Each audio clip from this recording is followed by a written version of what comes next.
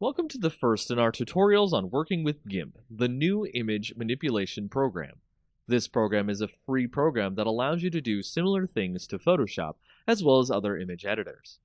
Opening the program, we can see that GIMP usually opens with a multi-window mode, the main image window, the toolbox, and the layers box.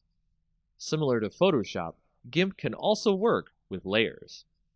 In case you accidentally close any windows, you can click Window, Recently Closed Docs, and reopen them.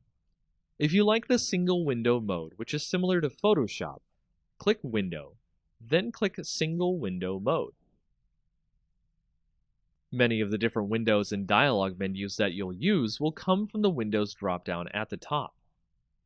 For example, if we need to use layers often, which will very much be the case, we go to Windows dropdown, Dockable Dialogs, and we can see the entire list of tools we can use for our setup. Making sure our layers window is open to the right, we can add many other options to our creation suite, such as histogram, gradients, colors, and more. Options like these are similar to Photoshop, so you can have a basic translation of knowledge between the programs here. Once you have your setup the way you want it, we can continue on to the next tutorial. From here, I'll be working with GIMP as a single window setup so that it makes it easier for tutorials and showing where options are in future tutorials.